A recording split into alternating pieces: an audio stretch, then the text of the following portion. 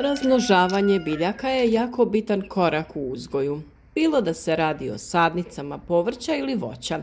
Ovaj postupak je jako interesantan i usrećuje nas.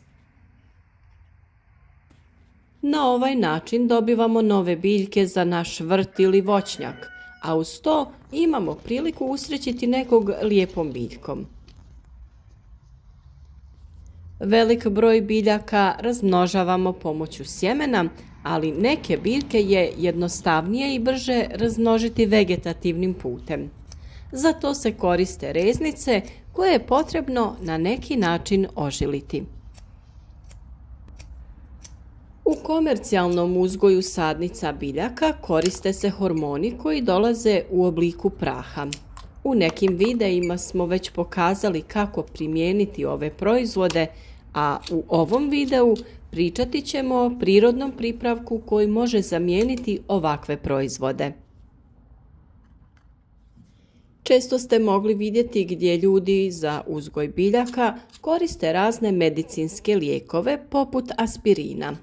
Objasniti ćemo koja tvar je sadržana u ovim proizvodima, a pomaže biljkama da se lakše razvijaju. Već ste mogli vidjeti videe o razmnožavanju ružmarina, lavande, čempresa, smokve, ribiza, borovnice, ruža i drugih biljaka. Za to nije potrebno neko preveliko iskustvo, ali trebate uraditi postupak u pravo vrijeme i rezultati će biti zadovoljavajući. Salicilna kiselina je aktivni sastojak aspirina, a nalazi se i u kori vrbe i mnogim drugim stablima. Biljke proizvode male količine salicilne kiseline kada su pod stresom i ta mala količina pomaže biljkama da se nose kada su pod napadom kukaca, bore se sa sušom, ne dobivaju dovoljno hranjivih sastojaka ili ih muči neko oboljenje. Upravo zbog toga ova tvar je jako korisna kod razmnožavanja biljaka, jer su reznice biljaka izložene suši, manjku hranjiva i drugim nepovoljnim faktorima. Uz pomoć ove tvari biljke će lakše da se ukorijene, te će razmnožavanje biti uspješnije. Vrba je dvodomna biljka koja ima i muške i ženske cvjetove, a raste na vlažnim tlima, uz rijeke, bare, potoke, kanale te uz rubove šuma.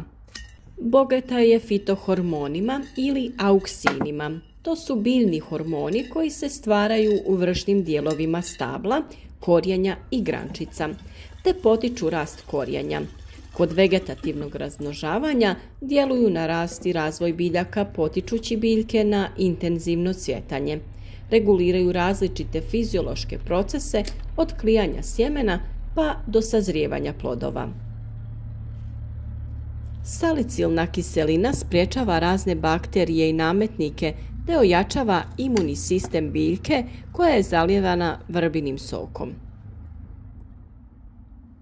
Vrbin sok je prirodni ekološki hormon rasta koji ubrzava ukorijenjavanje biljaka koje želimo razmnožiti vegetativnim putem.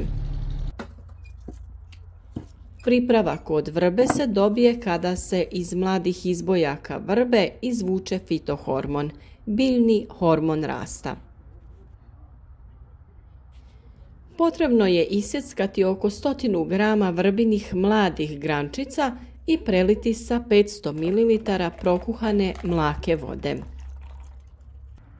Nakon toga grančice ostavite u vodi 24 sata te procijedite. U dobivenu tekućinu stave se reznice te ostavljaju u njoj sljedeća 24 sata. Nakon toga reznice se sade u vlažan supstrat ili pijesak te prekrivaju najlonom ili plastičnom flašom kojoj se reže dno i skida čep. Pored vrbe koriste se i drugi biostimulatori koji pomažu biljkama u razvoju. Biljke tretirane biostimulatorima imaju jači i brži porast, bolji imunitet, to jest povećava im se otpornost na bolesti, štetočine i stres izazvan vremenskim neprilikama. Također povećava se prinos, plodovi su kvalitetniji i odlikuju se dobrom sposobnošću čuvanja nakon berbe. Biljke se bolje ukorjenjuju, bolje podnose presađivanje. Sam proces ukorjenjavanja biljaka znatno je brži kada se koriste prirodna sredstva koja jačaju biljku kako bi ona pustila korijen i nastavila sa razvojem. Prvi i vrlo popularan rastvor pravi se naravno od koprive. Ona ne samo da je jako zdrava u jačanju ljudskog organizma ukoliko se koristi u ishrani, nego je najbolja u prihrani i zaštiti naših biljaka. Kopriva je biljka koja se koristi za izradu hranjiva, izradu pripravaka za zaštitu biljaka, ali može da se koristi i kao stimulator rasta. Dovoljno je uzeti samo malu šaku osušene koprive i potopiti u 1 litru vode. Potopljena kopriva se ostavi oko 10 dana, a dobijeni rastvor se razredi sa vodom u odnosu 1:3. Ovaj će rastvor osigurati porast mladih biljaka i povećati otpornost prema bolestima i štetočinama, kao što su zelene lisne uši. O tome kako se kopriva koristi kao hranjivo i insekticid imate poseban video na našem kanalu, pa pogledajte detaljne upute kako se priprema i koji omjer se koristi. Jer vrlo je važno da se pravilno koristi jer prevelike ili prejake količine mogu naštetiti biljkama. Drugi rastvor se priprema od meda. Med je neizostavan u jačanju imuniteta ljudi i sadrži mnogobrojne korisne elemente. Upravo zato idealan je za korištenje u jačanju naših biljaka. Jednostavna je priprema. U pola litre tople vode rastvorite pola kašičice pravog prirodnog meda. Za bolje ukorjenjavanje reznice držite u ovom rastvoru do 6 sati, dok se lučice i lukovice drže potopljene od 1 do 12 sati u zavisnosti od njihove veličine. Nakon potapanja nije potrebno ispiranje ili brisanje sadnog materijala. Kada se radi o drvenastim reznicama, njih možete lagano umočiti u med i stavljati u pripremljene rupe u zemlji, to jest u posudi sa supstratom, kako med ne bi spao prilikom utiskivanja sadnica u zemlju.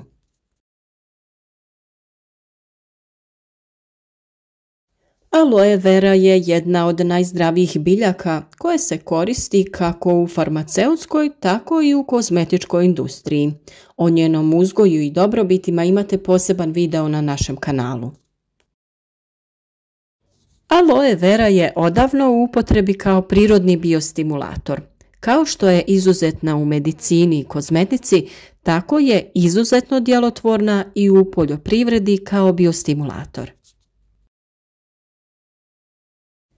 Potrebno je uzeti staklenu teglu i kašiku soka od aloe vere te rastvoriti to u 250 ml tople vode. Poklopite i ostavite 7 dana na tamnom i hladnom mjestu. Nakon tog perioda sadržaj razrijedite sa vodom da ukupno dobijete 5 litara rastvora. Reznice za ožiljavanje držite potopljeno u ovom rastvoru do 6 sati, a lukovice do 12 sati u zavisnosti od njihove veličine. Nakon toga sadni materijal nije potrebno prati niti brisati.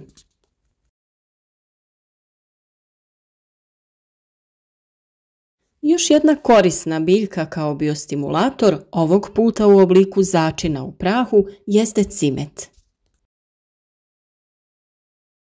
Naime, cimet je mnogo jeftiniji od hemijskog hormona za ukorjenjavanje koji prodaju u velikim trgovinama i jednako je učinkovit. Samo odrežite reznicu, a zatim nanesite cimet u prahu na rez prije nego što ju posadite. Kod ovakve upotrebe bilo kojeg biostimulatora koji je u praškastom stanju, bitno je da sa nekim pomagalom napravite prostor u koji ćete staviti reznicu, jer ukoliko bi ju utiskivali u zemlju, cimet bi spao i ne bi odradio svoju zadaću. On je vrlo koristan i u borbi protiv gljivičnih oboljenja biljaka, protiv neželjenih insekata koji se skupljaju na vlažnim područjima zemlje oko biljke, te se može koristiti na više načina. O toj temi naravno također imate poseban video koji možete potražiti na našem kanalu. Sa svim ovim pomenutim rastvorima možete zalijevati vaše mlade presadnice, zalijevati biljke nakon presađivanja na stalno mjesto, tretirati reznice kako bi potaknuli njihov rast, ali i zalijevati biljke koje su nastradale zbog temperaturnih oscilacija ili samo trebaju onaj poticaj za oporavak.